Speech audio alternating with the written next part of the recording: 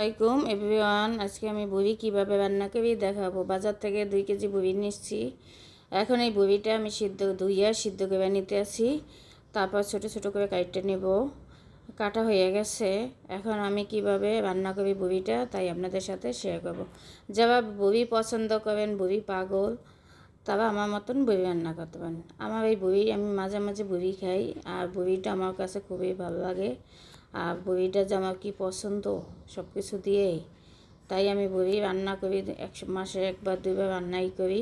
আর বড়িটা খাইতে নেই। আমি 1 কেজির মতন বড়ি নিছি। অল্প বড়ি যেহেতু আমি রান্না করতেছি।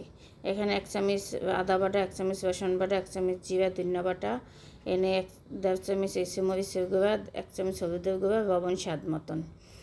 এখন আমি এখানে কড়াই বসাইছি, দারচিনি এলাচি দিয়ে দিচ্ছি। এখন এটার মধ্যে তেল দিয়ে দেব। তেল দিয়া সব মশলাটা এক এক করে দিয়ে দেব।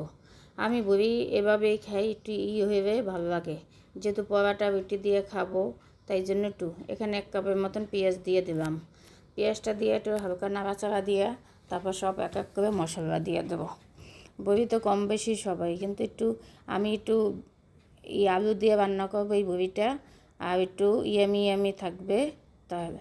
আর একটু বড়িতে একটু মশলা হবে, স্বাদ লাগে। বড়ি মানে খাইতে খুবই মজা, কিন্তু স্বাদ এরকম।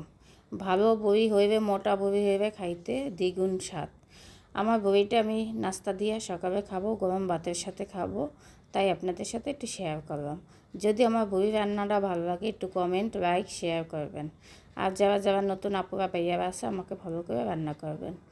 আমি মাঝে মাঝে রেসিপি দিই, সব কিছু বিভাইয়া। আমার রান্না যদি আপনাদের কাছে ভালো লাগে তা অবশ্যই দেখে রান্না করবেন।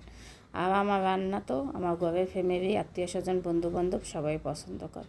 আমার কিছু প্রিয় মানুষগুলো আছে, তারা তো আমার রান্না খাইতে খুবই পছন্দ করে। কিছু কিছু মানুষ আছে জীবন থেকে হারাইয়ে গেছে, তাদের প্রশংসা অনেক মুক্ত করে দেয়, তাদের কথা এখন মনে পড়ে। তাই এইভাবে আমি সবসময় বড়ি রান্না করি। দেখেন দেখতে কত সুন্দর, আর এটা তো দেখলেই খাইতে মন চায়। তাই আমি একটু আলু দেব। আমি আলু দেই না সবসময়, কিন্তু এবার আজকে একটু আলু দিব। আলু দিয়ে এই রেসিপিটা আপনারাও এভাবে আলু দিয়ে বড়ি রান্না করতে পারেন, তারপর রুটি পরোটা দিয়ে খাইতে পারেন ভাতের সাথে। আর আমি এভাবেই বড়ি রান্না করি। আমার বড়ি রান্নাটা কেমন আপনাদের কাছে জানি না। আর বড়ি খাইতে তো খুবই মজা, খুবই সুস্বাদু। আমার বড়িটাই দেখেন কষানো হয়ে গেছে। এখন আবার একটু পানি দিয়ে কষাবো। এই কষানোটা হয়ে গেলে তারপরে আলু দিয়ে কষাবো।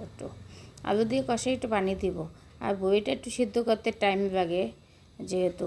আর এখন বাজারে বড়িতে প্রচুর চুন দেয়, তাড়াতাড়ি সিদ্ধ হয়ে যায়, অত টেনশন করার কারণ নেই। আমি একটু আলু দিয়ে রান্না করব, এই জন্য রুটি দিয়ে খাওয়ার জন্য। এটা হচ্ছে খুবই মজা লাগে আলু দিয়ে রান্না করা। যারা আলু পাগল তারা তো পছন্দ করবেন গরুর মাংসে আলু, বড়িতে আলু। আমি এভাবেই রান্না করি। আপনাদের আমার রান্নাটা কি ভালো লাগে জানি না, কমেন্টে জানাবেন। আর আমার এই বড়ি রান্নাটা কেমন হইল কমেন্টে জানাইতে বলবেনই না। তাই আপনাদের কাছে আমি অনেক কিছুই শেয়ার করি। আপনারা একটু বেশি বেশি কমেন্ট করবেন, আর আমাকে লাইক, কমেন্ট, শেয়ার করবেন, ফলো দিবেন। সবার জন্য আমার দোয়া ভালোবাসা থাকবে। আমার বড়িটা হয়ে গেছে, আমি হাতে জিরা ভাজা ওইটা দিয়ে দিব।